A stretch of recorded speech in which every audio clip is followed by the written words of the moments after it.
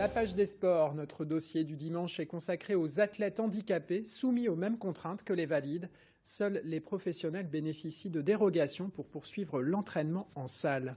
Florie Castin, Émilie Monchot et Cédric Delangle.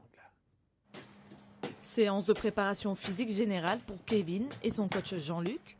Cet athlète professionnel spécialisé dans le 400 mètres s'entraîne. Objectif, le meeting à Clermont-Ferrand la semaine prochaine. Une échéance rare. En 2020, Kevin n'a participé qu'à 2 compétitions handisport. Toutes les autres ont été annulées. On a des dates de compétition programmées sans savoir si elles auront vraiment lieu. Donc on se prépare en conséquence quand même. Parfois avec la déception d'avoir programmé des séances pour préparer les dites compétitions et pas pouvoir y aller, quoi. On a du mal à atteindre les objectifs qu'on s'est fixés parce que souvent, il faut quand même un certain nombre de compétitions pour rentrer vraiment dans le rythme et être opérationnel vraiment à 100%. Donc c'est sûr que si on n'a pas le nombre de compétitions voulues et une manière régulière, ça gâche beaucoup de choses. Oui. Après un premier confinement où il a couru seul dans un rayon de 1 km, Kevin a retrouvé la piste d'athlée et a même amélioré ses chronos. On fait la même, mais en étant un peu plus droit au niveau du buste. Il réalise aujourd'hui le 400 mètres en 50 secondes 51. En octobre, il a décroché le titre de champion de France. Mais à seulement 22 ans, il doit faire mieux et descendre en deçà des 49 secondes. Son stage en équipe de France handisport au Portugal n'a pas eu lieu. Le jeune sportif est optimiste. Les performances, ce sera pour 2022. C'est pas une année de perdu, c'est une année de gagner, justement. Certes, il n'y a peut-être pas de compétition, mais niveau physiquement, on peut gagner que du plus, quoi. C'est une année, on va dire, bénéfique pour se préparer pour les autres échéances à venir. Je sais que je peux encore mieux faire, donc on va dire que c'est qu'un avant-goût. Dans le viseur pour Kevin, les Jeux paralympiques de 2024. Avant, ce n'est que du bonus.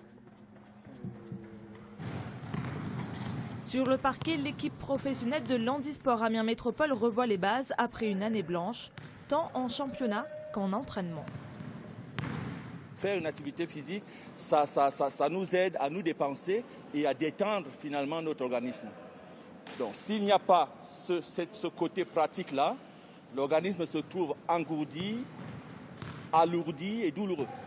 Tout simplement quand on rentre, qu'on se met dans le fauteuil et qu'on commence à rouler, donc c'est censé être quelque chose de basique et pour rentrer dans l'activité. Et déjà des fois sur les premiers tours, on voit déjà il y en a qui rougissent très très vite. Donc là on voit qu'il y en a ils n'ont pas travaillé, d'autres qui ont un petit peu plus travaillé pendant le confinement. Le meneur annonce ce qui va faire la passe, c'est lui qui doit se positionner. Et celui qui n'est pas receveur doit pouvoir étirer la défense. Cette saison, pourtant, ils ont une grande ambition, la montée en National 1C. Mais le couvre-feu à 20h a déjà réduit de moitié leur capacité à s'exercer, avec seulement 3 heures de pratique par semaine. Le couvre-feu, avancé à 18h, sonne comme une catastrophe. Ils n'ont désormais plus aucun créneau.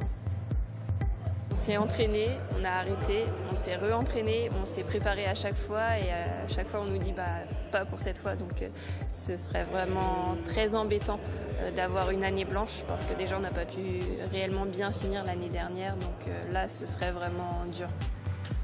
Le coach compte tout faire pour obtenir une dérogation et pouvoir les entraîner comme tout sportif professionnel.